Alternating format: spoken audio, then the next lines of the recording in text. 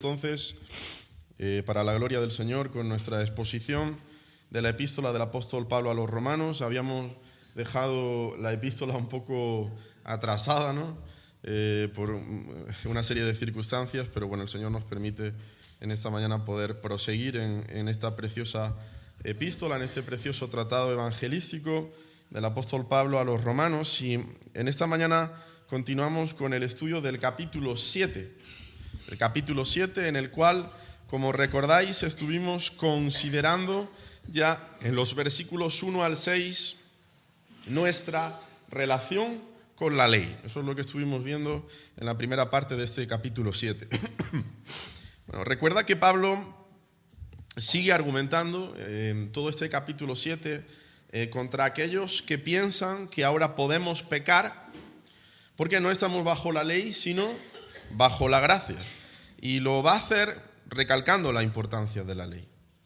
El apóstol reafirmaba su postura a través de la analogía del matrimonio, como recordamos, ¿no? Recordándonos que precisamente porque ya Dios nos libró de la condenación de la ley a través de la obra redentora de Cristo, ahora estamos unidos a Él por la fe, como una esposa con su esposo, y tenemos a nuestra disposición todos los recursos que necesitamos para agradar a Dios a través de nuestra obediencia. No para ganarnos su favor, porque ya fuimos favorecidos por Él a causa de la obediencia perfecta de Jesús y su muerte en nuestro lugar en la cruz del Calvario.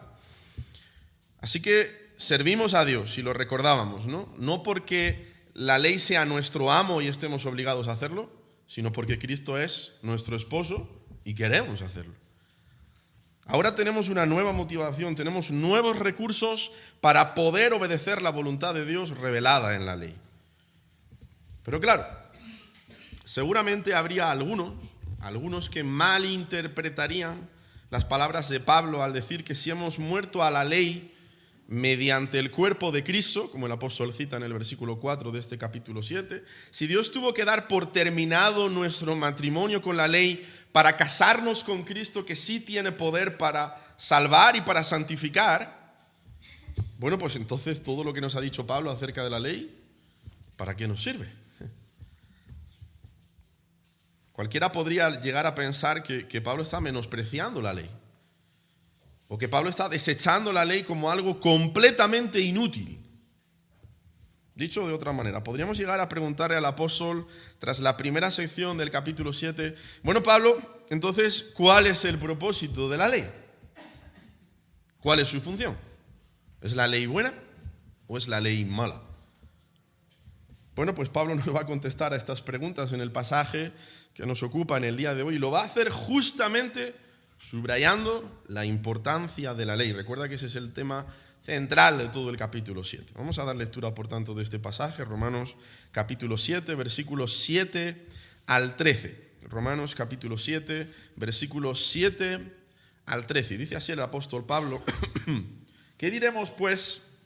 ¿La ley es pecado? En ninguna manera. Pero yo no conocí el pecado sino por la ley, porque tampoco conociera la codicia si la ley no dijera no codiciarás. Mas el pecado, tomando ocasión por el mandamiento, produjo en mí toda codicia, porque sin la ley el pecado está muerto. Y yo sin la ley vivía en un tiempo, pero venido el mandamiento el pecado revivió y yo morí. Y hallé que el mismo mandamiento que era para vida, a mí me resultó para muerte.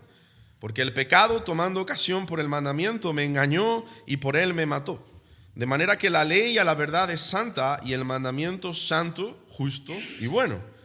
Luego, lo que es bueno vino a ser muerte para mí, en ninguna manera, sino que el pecado, para mostrarse pecado, produjo en mí la muerte por medio de lo que es bueno, a fin de que por el mandamiento el pecado llegase a ser sobremanera pecaminoso. Hasta aquí el pasaje que nos ocupa en esta mañana, y que el Señor bendiga su palabra. Así que el apóstol, como hemos citado, nos va a responder ahora al menos cuatro preguntas acerca del propósito y función de la ley. Pero al mismo tiempo nos va a exponer con cada una serie de enseñanzas acerca de la ley en relación con el pecado y la muerte. De ahí que el título de nuestra exposición en esta mañana sea La ley, el pecado y la muerte. De manera que Pablo no solamente nos va a explicar para qué sirve la ley, sino que al mismo tiempo nos va a ayudar a entender cómo funciona el pecado que todavía mora en nosotros, conformando así la defensa de la ley contra la calumnia de que ella ocasiona el pecado y la muerte. Recuerda que eso es lo que dijimos hace unos meses en nuestra estructura de nuestro capítulo 7. Y ahí sigue el mensaje del apóstol Pablo, como digo, en esa línea. Así que el apóstol nos va a responder en este pasaje, como digo, a esas cuatro preguntas acerca de la ley. En primer lugar, nos va a contestar a la pregunta de ¿cuál es el propósito de la ley? Versículo 7. En segundo lugar, ¿qué provoca la ley? Versículo 8. En tercer lugar, ¿qué produce la ley? Versículos 9 al 11. Y finalmente, en cuarto lugar, ¿cómo es la ley? Versículos 12 al 13. Así que vamos con nuestra primera pregunta a contestar por el apóstol acerca de la ley en este pasaje. ¿Cuál es el propósito de la ley? Versículo 7. ¿Qué diremos pues? ¿La ley es pecado? En ninguna manera, pero yo no conocí el pecado sino por la ley, porque tampoco conociera la codicia si la ley no dijera, no codiciarás. Tras haber declarado el apóstol que la ley se introdujo para que el pecado abundase, eso es lo que Pablo decía en Romanos capítulo 5, versículo 20, y tras recordarnos que mientras estábamos en la carne, las pasiones pecaminosas que eran por la ley obraban en nuestros miembros, eso es lo que Pablo ha dicho en el versículo 5 de este mismo capítulo 7, a causa de estas declaraciones surge la pregunta inicial de Pablo en este versículo. ¿Qué diremos pues? ¿La ley es pecado? Bueno, es una interrogante lógica, incluso, recuerda, hay quien puede llegar a malinterpretar las palabras del apóstol Pablo, pero el apóstol Pablo es muy claro y se adelanta, ¿no?, a todos aquellos que puedan llegar a ser antagonistas de su argumento.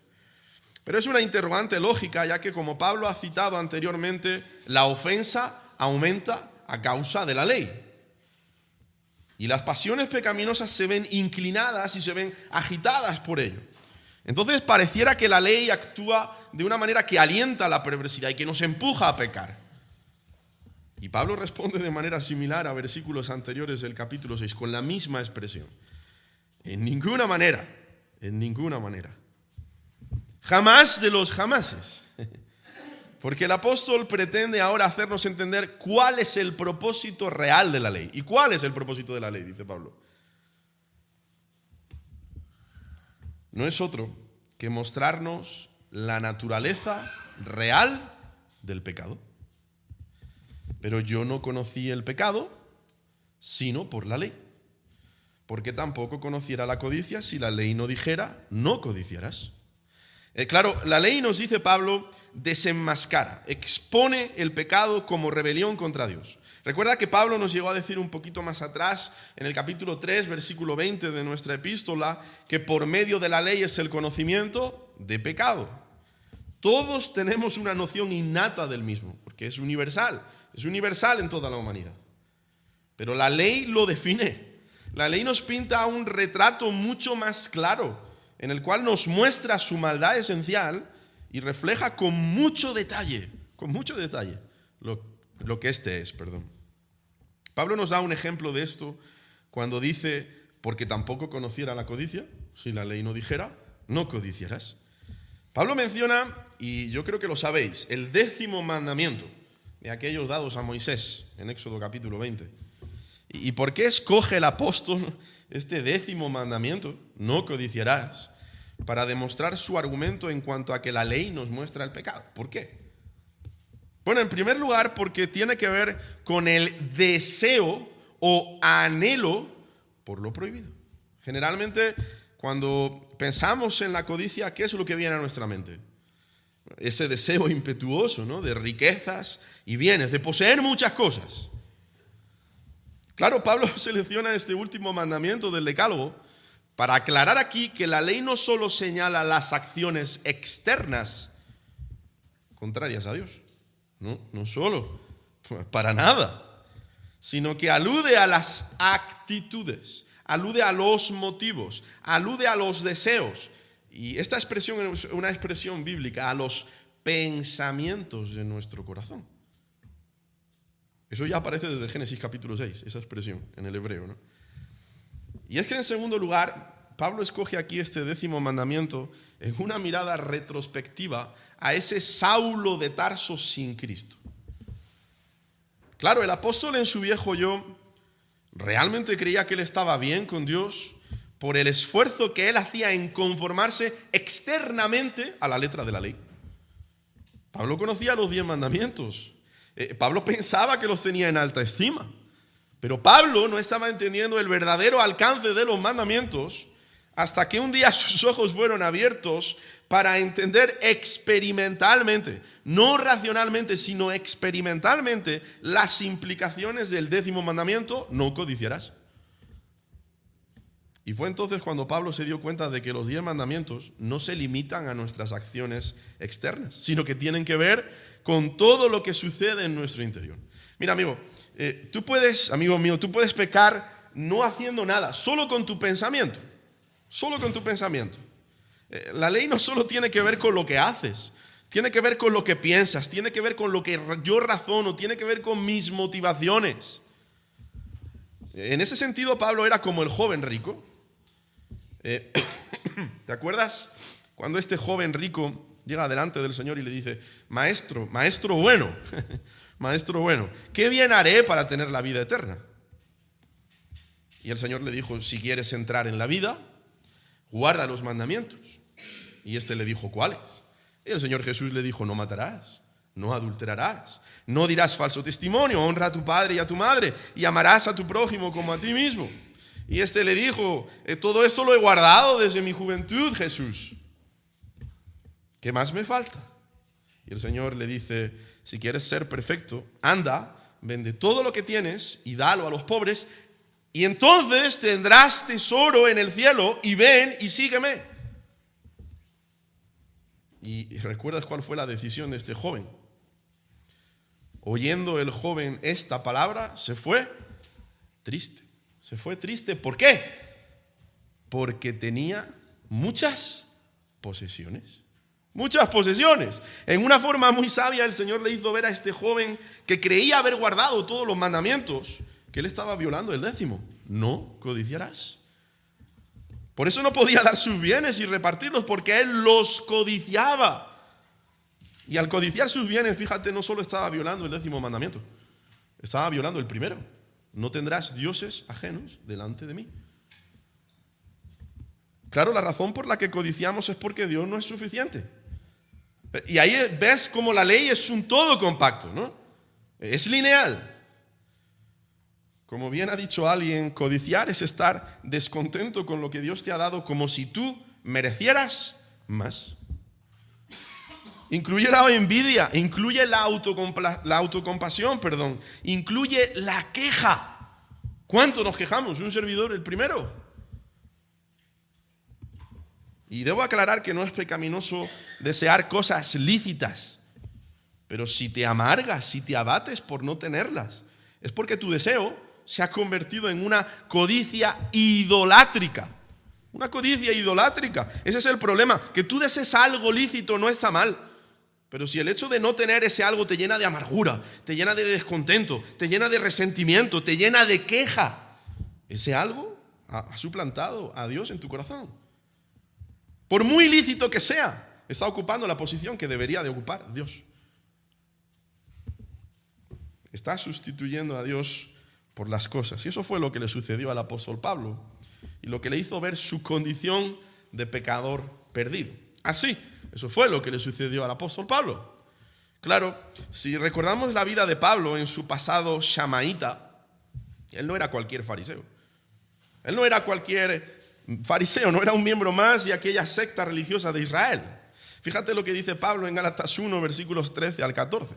Porque ya habéis oído acerca de mi conducta en otro tiempo en el judaísmo, que perseguía sobremanera a la iglesia de Dios y la asolaba, y en el judaísmo aventajaba a muchos de mis contemporáneos en mi nación, siendo mucho más celoso de las tradiciones de mis padres.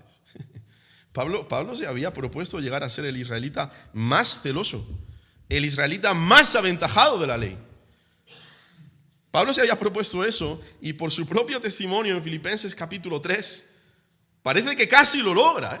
Casi lo logra.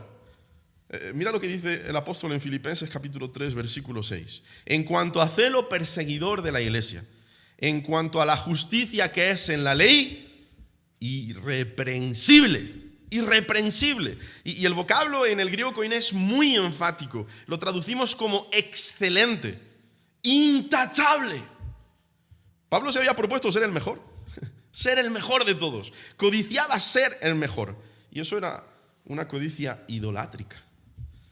Pero entonces sucedió el incidente de Hechos capítulo 6, cuando Pablo se enfrenta con Esteban y lo escucha predicar. Y fíjate lo que dice Lucas en Hechos capítulo 6, versículos 8 al 11. Dice que Esteban, lleno de gracia y de poder, hacía grandes prodigios y señales entre el pueblo.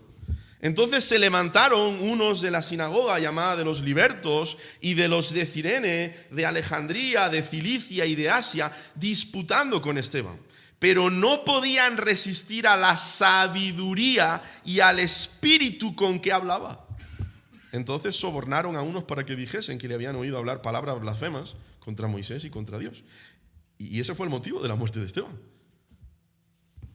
Muy bien, ¿y eso qué tiene que ver con Pablo y su codicia idolátrica? Pablo en su pasado era Saulo. ¿Saulo de dónde? De Tarso. Tarso, una ciudad de Cilicia. Y además una ciudad importante. Y hemos leído que los que se levantaron contra Esteban, algunos de ellos eran de Cilicia. De manera que Pablo estaba en ese grupo. Y de hecho Lucas después lo confirma explícitamente en Hechos capítulo 7, versículo 58. Y estos junto a Saulo de Tarso no podían resistir a la sabiduría y al espíritu con el que hablaba. Por decirlo de alguna manera, Pablo se había topado con la horma de su zapato. ¿Y qué pasó? ¿Qué pasó? Que la reputación que tanto había codiciado y que se había esforzado tanto por alcanzar, ahora parecía derrumbarse delante de sus ojos. Y 3 capítulos más tarde, en Hechos capítulo 9, Dios estaba preparando a Pablo para su encuentro con Jesús en su camino a Damasco, apenas unos días después de este encuentro con Esteban. Pero primero Dios tenía que hacerle ver a Pablo la profundidad de su pecado. Pablo tenía que entenderlo. Ese hombre codicioso de ser admirado por su piedad. Voy a ser el fariseo más conocido entre todos en Israel. Pablo tenía que comprender justo a través del 10º mandamiento: no codiciarás la maldad de su corazón. Y esto lo haría evidentemente alumbrado por Cristo, literalmente además, literalmente. De manera que la ley es como uno de esos espejos de aumento, ¿no? Esos espejos que no solamente agrandan tu reflejo, sino que agrandan tus defectos. Ahí ves los puntos negros con toda perfección, las manchas en la cara, el sarro en los dientes, el pelo entre las cejas. Y en un ámbito espiritual sabemos que la palabra que contiene la ley es como un espejo. Ese espejo te muestra con todo detalle la naturaleza del pecado. El pecado en toda su expresión, con toda definición. Y eso es lo que Pablo nos señala aquí en su propia experiencia. Y esto nos lleva a nuestra segunda pregunta a contestar por el apóstol con respecto a la ley. ¿Qué provoca la ley? Versículo 8. Perdón. Mas el pecado, tomando ocasión por el mandamiento, produjo en mí toda codicia, porque sin la ley el pecado está muerto. Porque la ley no solamente revela el pecado, sino que, como Pablo nos dice, la ley nos provoca a pecar. ¿Y eso qué quiere decir? Suena un poco mal, ¿no? Bueno, déjame explicar lo que acabo de decir de la siguiente manera. La ley es la bujía del motor del pecado en nosotros. Claro, una bujía, y esto aquellos que estéis familiarizados con el argot mecánico lo sabréis, es el elemento que produce el encendido de la mezcla de combustible y oxígeno en los cilindros mediante una chispa en un motor de combustión interna. Básicamente genera la descarga eléctrica necesaria para poner en marcha el motor del vehículo. Bueno, pues Pablo nos dice aquí que la ley es la bujía, es esa chispa que pone en marcha el motor del pecado en nosotros, que nos provoca a pecar. Pues qué mala es la ley entonces, ¿no? No te equivoques. Fíjate cómo el apóstol no argumenta en función de la ley, argumenta en función del pecado. Por eso comienza diciendo, mas el pecado. El pecado se aprovecha de la ley para despertar en nosotros nuestras pasiones pecaminosas. El pecado se aprovecha de que la ley actúa como esa bujía en el motor del pecado en nosotros. Y claro, basta con que se nos prohíba hacer algo para que estemos locos por hacerlo. Esa es nuestra naturaleza. La ley no es mala, evidentemente que no es mala, pero nosotros sí, evidentemente que lo somos. La ley es buena, pero nosotros somos pecadores. Somos pecadores. No queremos quedar bajo la autoridad de nadie, ni aún del Dios de la ley. Y fíjate, el pecado, si se comprende bien, dice Tim Keller, es ignorar a Dios en el mundo que Él ha creado. Es rebelarse contra Él al vivir sin tenerle en cuenta. Es decir, yo decidiré cómo vivo mi vida. En otras palabras, nuestro gran problema radica en que tú y yo queremos ser Dios. ¿Y sabes lo que hace la ley? Que nos recuerda constantemente que no lo somos. ¡Que no lo somos! ¿Qué le dijo el diablo a Adán y a Eva en el huerto del Edén tentándolos para que tomaran del fruto del árbol de la ciencia del bien y del mal? En Génesis 3:5. Si no sabe Dios que el día que comáis de él serán abiertos vuestros ojos y seréis como Dios, sabiendo el bien y el mal. ¿Seréis como Dios? Y ese susurro sigue escuchándose siglo tras siglo en el corazón del hombre por causa del pecado. Ese susurro se sigue escuchando. Seréis como Dios. Dice un querido expositor que el problema que tenemos con la ley es que la percibimos como un atentado contra nuestra soberanía. Queremos hacer lo que nos venga en gana, de manera que al toparnos con la prohibición sentimos el impulso de querer reafirmar nuestro derecho de autodeterminación haciendo exactamente lo que la ley prohíbe. Exactamente. El pecado es una fuerza que habita en nosotros y que nos lleva a aborrecer, nos lleva a odiar con todas las fuerzas de nuestro ser todo lo que se oponga a ese deseo dominante del corazón de ser el único soberano de nuestra vida. Pero la ley es santa, la ley es buena, como veremos más adelante. El problema lo constituyen las inclinaciones pecaminosas que acribillan a la humanidad caída. La ley viene y toca la puerta. Una y otra vez, por así decirlo, ¿no? Y el pecado que está relativamente dormido, como si dijéramos relativamente dormido, se despierta, contesta la llamada, echa mano de la ley y la utiliza para sublevarnos contra Dios. Y esto es lo que el apóstol quiere explicar aquí cuando dice, porque sin la ley el pecado está muerto. Piensa por un instante en un niño pequeño que se halla cerca de la caja de un supermercado. Y ya los supermercados son muy estratégicos y ponen a la altura de los pequeños las golosinas, las chocolatinas. Así que quiere chuches, claro que quiere chuches. Y la mamá le da su goloso deseo de inmediato, cógelas.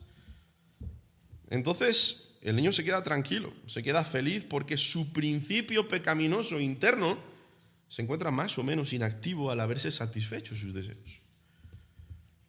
Pero si la mamá, como generalmente ocurre, le dice no la vas a tener, le niega las golosinas que ha pedido, es bastante probable que ese pequeñajo se empiece a escuchar por todo el supermercado, ¿no? ¿Qué ha hecho la prohibición? Ha agitado, es la bujía del principio pecaminoso dentro de él. Y esto en un marco bastante inocente. Hay mandamientos santos de un Dios santo que desea nuestra santidad, que manipulados por el pecado revuelven el corazón una y otra vez y son deseos oscuros y vergonzosos. Recuerda, el problema está en nosotros, no en la ley. La ley es un buen capitán, pero la carne, y ya lo he dicho muchas veces, nuestra naturaleza pecaminosa es un malísimo soldado. Es un malísimo soldado que aprovecha la chispa de la ley para que pequemos más y peor. Más y peor. Escuchaba durante la semana pasada una referencia a las confesiones de San Agustín y de paso aproveché para hacerme con estos escritos. Dice Agustín en el libro 2 de sus confesiones que cuando él era adolescente, él y un grupo de amigos decidieron meterse en un patio ajeno para robar peras. Y él dice, nos llevamos una cantidad enorme de peras, No para comerlas, aunque algunas comimos, sino para echárselas a los puercos. Realizamos esa acción por el mero hecho de que estaba prohibida. Eso era todo. No fue por necesidad, no es que tuviéramos apenas hambre.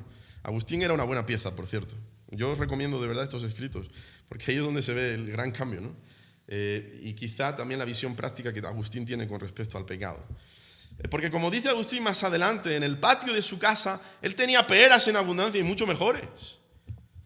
Pero añade, las arranqué del árbol por el hecho de robar. Y si alguna de ellas entró en mi boca, solo el pecado la hizo sabrosa. El pecado usa la ley para provocarnos a transgredir los mandamientos de la ley. Y en esa transgresión, fíjate, manipula hasta nuestros sentidos para que queramos seguir pecando más y peor. De hecho, es justo eso lo que indica Pablo cuando dice que el pecado, tomando ocasión por el mandamiento, nos lleva a romper la ley. Esa expresión, tomando ocasión, en el texto original es tan solo un vocablo, aformé, y se empleaba para referir una base militar. El punto de partida o base de expediciones o operaciones, base de operaciones para una expedición. Un trampolín para un avance adicional. De modo que es el pecado en nosotros el que establece esa base, ese punto de apoyo por medio del cual la ley nos provoca a pecar. Y recuerda, y lo hemos dicho, que esa base de operaciones del pecado no es otra cosa que la tendencia del corazón a idolatrarse a sí mismo. Es decir, yo soy el Dios de mi propio ser. Y con ello despertar nuestras pasiones pecaminosas usando mandamientos de Dios. No codicies, pues ahora codicio más. No envidies, pues ahora envidio más. Porque nadie puede estar por encima de yo mismo. Nadie. Yo hago lo que quiero, cuando quiero y donde quiero. Esa frase se decía mucho en mi generación, ¿no? Y yo siempre he pensado que bien expresa esa frase la raíz de nuestro pecado. Bueno, en mi viejo yo no lo pensaba, ahora ya sí. Pero qué bien expresa esa frase, la raíz de nuestro pecado. Yo hago lo que quiero, cuando quiero y como quiero. Y eso nos lleva a nuestra tercera pregunta a contestar por el apóstol con respecto a la ley. ¿Qué produce la ley? Versículos 9 al 11. Y yo sin la ley vivía en un tiempo, pero venido el mandamiento, el pecado revivió y yo morí. Y hallé que el mismo mandamiento que era para vida, a mí me resultó para muerte. Porque el pecado, tomando ocasión por el mandamiento, me engañó y por él me mató. Y es que precisamente porque la ley revela el pecado y nos provoca a pecar, la ley en sí misma no produce vida, dice el apóstol, sino que produce muerte. Mira, lo que Pablo nos está diciendo aquí es que hubo una época en su vida en la que él pensaba que estaba espiritualmente vivo. Pablo creía que estaba vivo, que estaba bien con Dios por su obediencia a la ley. Pablo creía que estaba espiritualmente vivo porque se apegaba externamente a la letra de la ley, ya lo hemos dicho. Pero venido el mandamiento, escribe, es decir, la ley, en particular recuerda el 10º mandamiento referente a la codicia, el pecado revivió y yo morí. El pecado revivió cuando la ley llamó a la puerta de su corazón, pero bajo el correcto entendimiento de ella. Viendo la espiritualidad real de la misma, el apóstol se horrorizó al descubrir que toda su justicia era como un trapo de inmundicia y que no estaba guardando la ley en absoluto. Dios abrió su entendimiento y por primera vez en su vida, Pablo se dio cuenta de su verdadera condición delante de Dios. Y por eso comienza diciendo el apóstol, y yo sin la ley vivía en un tiempo. El 10º mandamiento despertó la conciencia de Pablo y le mostró, Pablo, en realidad estás muerto. Lo que Pablo además reitera en el versículo 10. Y hallé que el mismo mandamiento que era para vida, a mí me resultó para muerte. Claro, él como fariseo shamaíta pretendía ser salvo por su propia justicia, por guardar la ley. Pero claro, si tú quieres salvarte guardando la ley, no hay ningún problema. Solo tienes que obedecer la ley perfectamente desde la cuna hasta la tumba. Perfectamente, desde que naces hasta que mueres. Y en ese sentido, internamente, el apóstol escuchó lo que dice Levítico capítulo 18, versículos 4 al 5. Y que dice, está hablando Dios, mis ordenanzas pondréis por obra, y mis estatutos guardaréis andando en ellos. Yo, Jehová, vuestro Dios. Por tanto, guardaréis mis estatutos y mis ordenanzas, los cuales haciendo el hombre, vivirá por ellos. Vivirá en ellos, perdón. Yo, Jehová. Así firma este versículo del Señor, ¿no? Este mandamiento dice, obedece y vivirás. ¿Qué le dijo Dios a Adán en el huerto del Edén? Obedece y vivirás. Pero ese mandamiento que para el fariseo Shamaíta, el viejo yo del apóstol era para vida, para Pablo, el apóstol regenerado, es para muerte.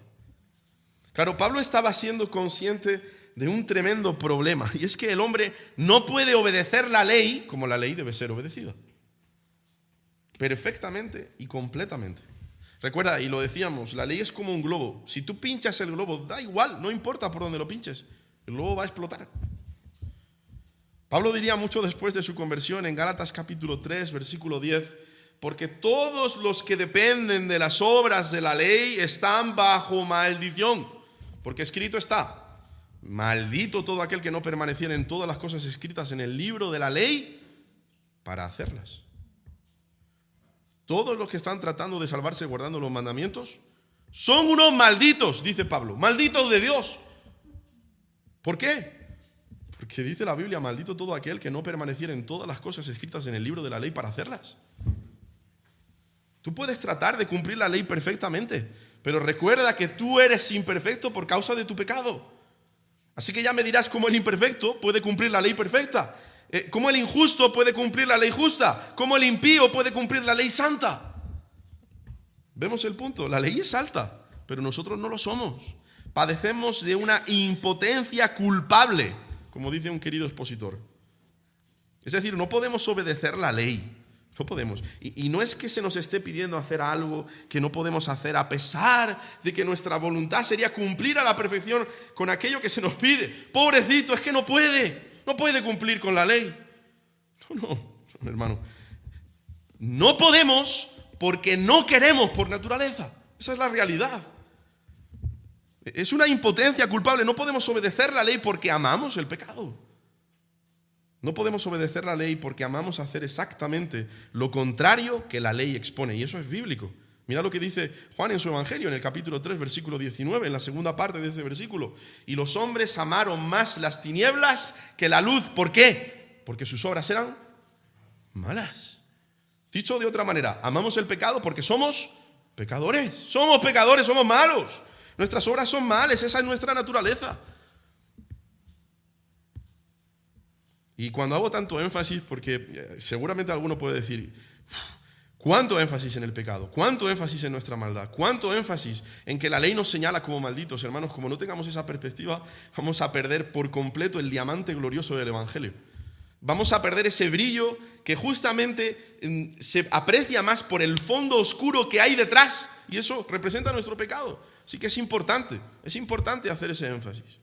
¿Cuál fue el resultado inmediato de toda esa perspectiva pecaminosa con respecto a la ley en la experiencia del apóstol? Nos dice que él murió, queriendo decir que toda su confianza en sí mismo y en su vida ejemplar salió por la ventana y palideció por dentro y por fuera. Estar vivo había significado la gran confianza del apóstol de guardar la ley, de Saulo de Tarso y de agradar a Dios, ¿no? Ahora el Espíritu Santo había aplicado a su corazón la espiritualidad de la ley. Y ahora el apóstol halla que el mandamiento de Dios en nuestra incapacidad de cumplirlo por causa de nuestro pecado no trae vida, sino que trae muerte.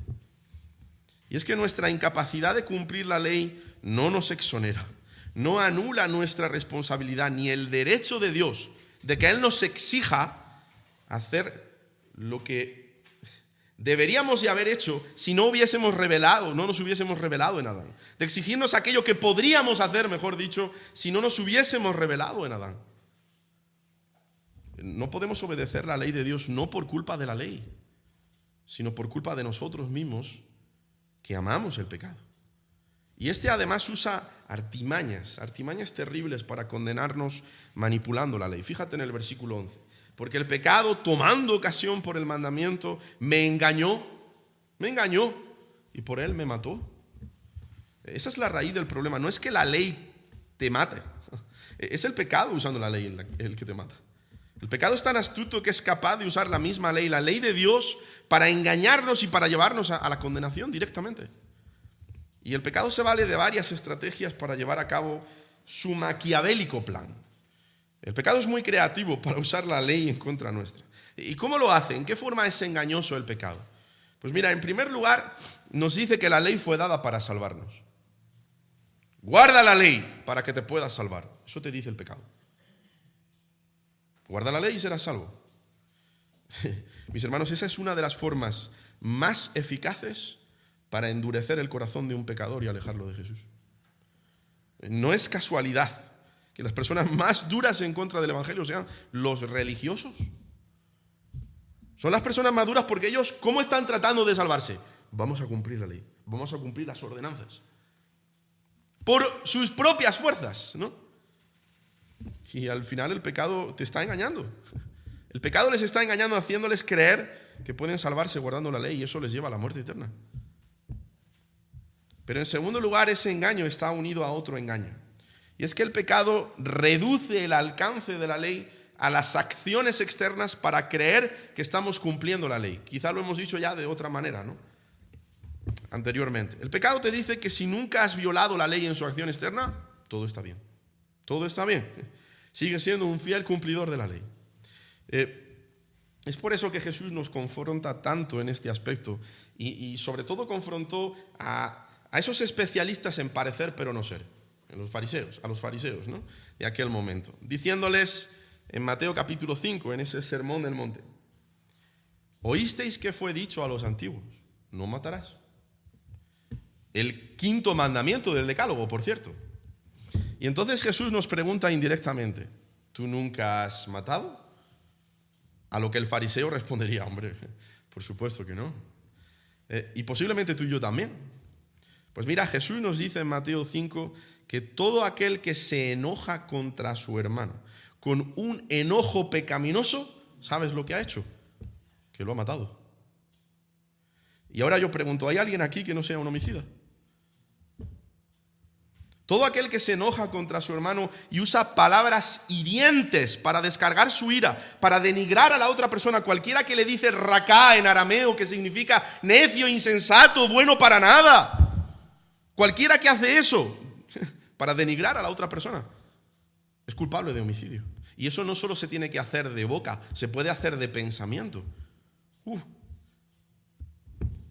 Recuerda, la ley no se acomoda tan solo a las acciones externas, sino mucho más a las internas. Oísteis que fue dicho: no cometerás adulterio, sexto mandamiento del decálogo. Y Jesús nos pregunta indirectamente: ¿tú nunca has adulterado? A lo que el fariseo respondería: por supuesto que no. Y posiblemente tú y yo también. Pues mira, Jesús nos dice: todo aquel que mira a una mujer que no sea la suya para codiciarla, ya adulteró con ella en su corazón. Y ahora yo pregunto, ¿hay alguien aquí que no sea un adúltero?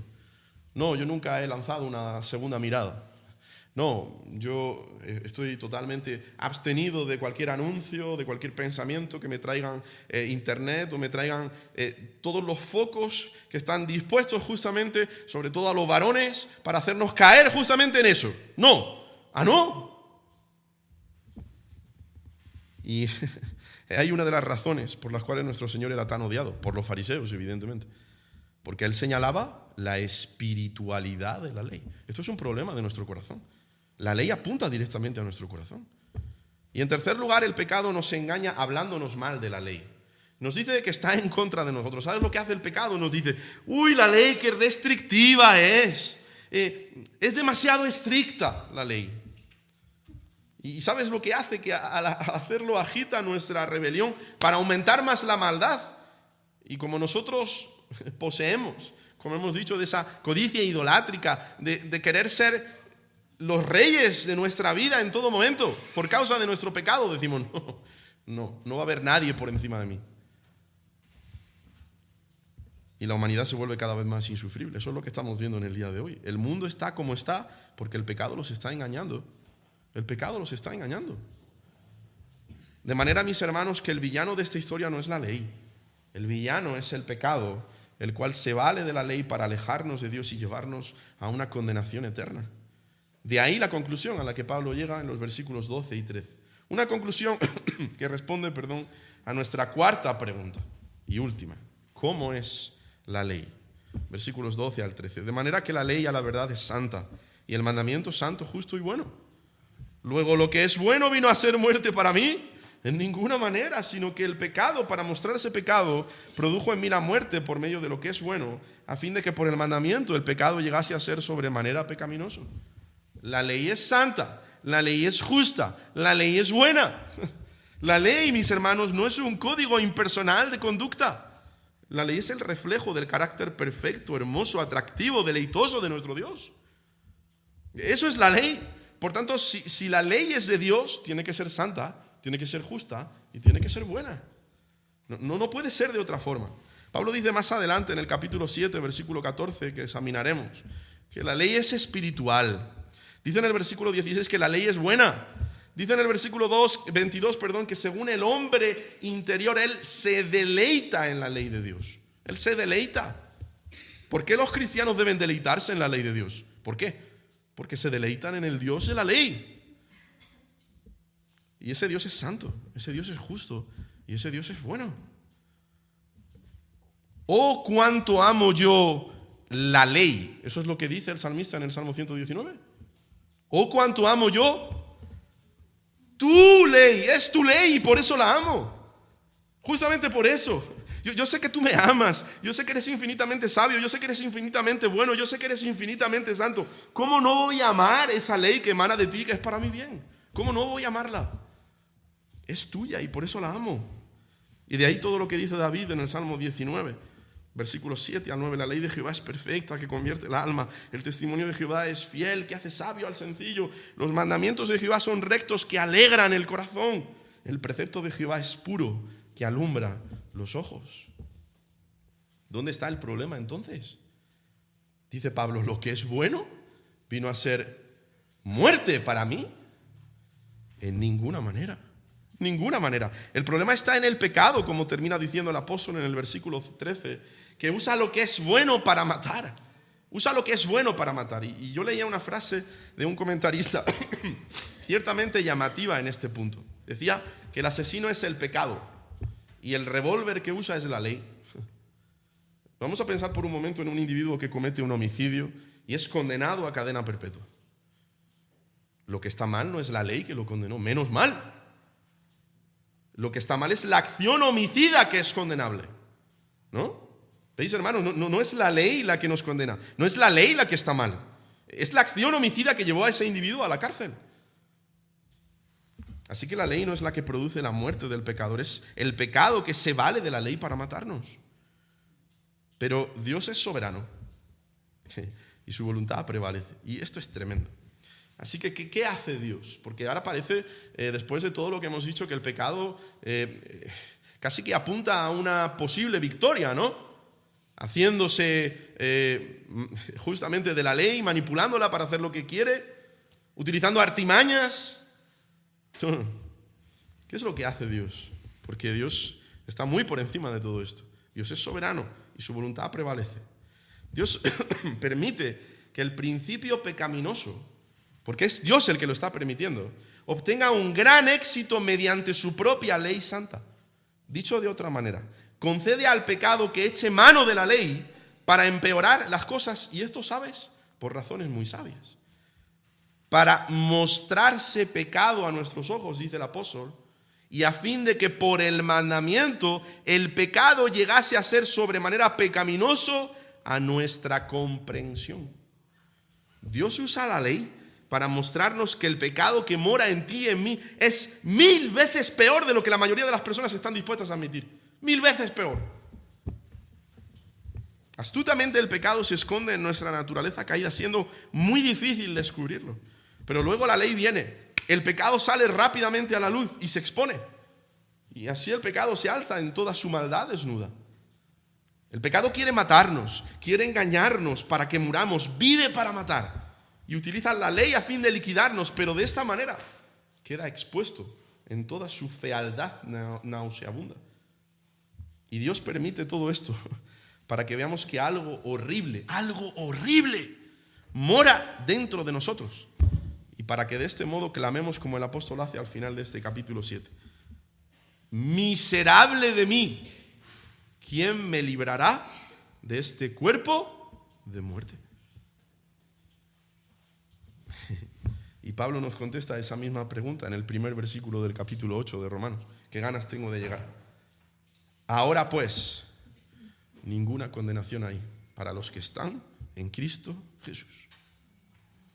Dios usa la ley para llevar a ver nuestra necesidad de un Salvador. Para hacernos entender que no podemos salvarnos por nosotros mismos, sino por medio de Cristo. Aquel que obedeció perfectamente la ley en nuestro lugar. Y en la cruz pagó por nuestras agresiones. ¿Qué dice Pablo en Gálatas capítulo 3, versículos 12 y primera parte del versículo 13? Y la ley no es de fe, sino que dice: el que hiciere estas cosas vivirá por ellas. Recuerda, el mandamiento te dice, obedece y vivirás. Pero el pecado que vive en nosotros nos impide obedecer ese mandamiento como debe de ser obedecido, y eso nos lleva directamente a la muerte eterna. Nuestro final es la condenación eterna porque Dios exige de nosotros el cumplimiento de una ley que no podemos cumplir por causa de nuestro amor al pecado. Y esa exigencia es total y perfecta. De manera que la justicia perfecta que Dios demanda de nosotros nunca sería satisfecha por nosotros mismos. Nunca. La ley nos señala como malditos por causa de nuestro pecado. Pero esto es lo glorioso, en ese oscuro tránsito hacia un juicio terrible. Pablo desvela el que conforma el cambio de rumbo más glorioso que un hombre pueda experimentar. Cristo nos redimió de la maldición de la ley, hecho por nosotros maldición. Así que para eso sirve la ley. Para eso sirve la ley. El pecado se aprovecha de la ley para arruinarnos. Es el pecado el que nos mata, no la ley. Pero Dios usa esa conciencia de lo corrompidos que estamos para llevarnos a poner toda nuestra confianza en aquel que cumplió perfectamente la ley en nuestro lugar, Jesús. ¿Y sabes lo que ocurre cuando pones toda tu confianza en Jesús? Que somos librados de la condenación de la ley. Qué maravillosa es la sabiduría de Dios. Qué impresionante es la forma en la que Dios planeaba llevar a cabo los acontecimientos gloriosos de la redención. El pecado piensa ser muy astuto, sí, y dominante, sí, pero nuestro Dios lo está controlando todo y llevando adelante según su perfecto propósito. Porque para aquellos que creen en este perfecto cumplidor de la ley, en su inigualable Hijo, Dios ha puesto en nuestra cuenta la justicia perfecta de este. Y es por eso que ahora somos transformados, somos capacitados por su Espíritu para poder obedecer la ley. O sea, cuando dejamos de confiar en la ley para confiar en Jesús, no solo somos perdonados y aceptados por Dios, sino que Él también pone en nosotros tanto el deseo como la capacidad de obedecerle. No perfectamente, pero sí sinceramente. No podemos cumplir la ley en nuestras propias fuerzas, pero ahora tenemos los recursos de gracia que necesitamos para andar en obediencia a la ley. Así que, mis hermanos, nuestra lucha no es contra la ley, es contra el pecado. Ese pecado que mora en nosotros y que va a continuar allí batallando y batallando y batallando para alejarnos de Dios, que es la fuente de todo bien. El verdadero creyente es aquel que lucha contra el pecado, no contra la ley. Mi hermano, cuando te encuentres en medio de tu lucha contra el pecado, no olvides que ya fuiste perdonado y libertado por Cristo. Fuiste libre de la esclavitud del pecado y ahora tienes un nuevo esposo al que puedes agradar en dependencia del Espíritu Santo. El pecado quiere engañarnos, quiere arruinarnos, haciéndonos pensar que por nuestras propias fuerzas podemos luchar contra él. No lo hagas, hermano. No lo hagas. No trates de pelear esa batalla con tus propias fuerzas.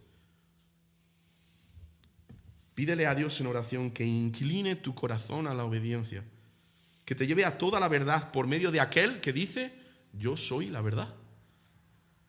Porque mira, si hoy podemos cumplir la ley de Dios, es porque Cristo la cumplió por aquellos que nunca podrían haberla cumplido, para que solo por la fe en Él vean a Dios y hoy le obedezcan con la mejor motivación, por amor, por amor a Él. Pero si tú no estás en Cristo en esta mañana, mi invitación es muy clara, amigo mío. Deja de tratar de ganarte el favor de Dios a través de tus propios méritos, a través de tu obediencia a los mandamientos. No sigas haciendo eso, porque no vas a poder. La ley no fue dada para llevarnos al cielo. La ley fue dada para llevarnos a Cristo, que es el único camino a nuestro Padre que está en los cielos. Mírate en el espejo de la ley, mi amigo, para que puedas ver tu pecado tal cual es. Pero cuando ya estés destruido internamente, y recuerda a Saulo de Tarso, postrado en el suelo, en Hechos capítulo 9, entonces mira a Jesús como el Cordero de Dios que quita el pecado del mundo. ¿Qué le dijo Saulo a esa cristofanía, ¿no? Esa revelación de Cristo en Hechos capítulo 9? Señor, ¿qué quieres que yo haga? Y puede ser que si hay alguien aquí o nos está escuchando a través de los medios, se haga esa misma pregunta: Señor, ¿qué quieres que yo haga? Y el Señor es muy claro: venid a mí todos los que estáis trabajados y cargados y yo os haré descansar. Yo soy el único que ha cumplido la ley a la perfección, descansa en mí. Yo soy la resurrección y la vida. El que cree en mí, aunque esté muerto, vivirá. Y todo aquel que vive y cree en mí no morirá eternamente. ¿Crees esto? Porque esa pregunta es bíblica. ¿Crees esto? Porque si es así, tienes que venir a Él ahora. Esa es la solución a nuestro pecado. Solo en Él hay perdón. Solo en Cristo hay salvación y vida eterna. Así que ven a Cristo y ven ahora. A Él sea la gloria en esta mañana. Vamos a orar.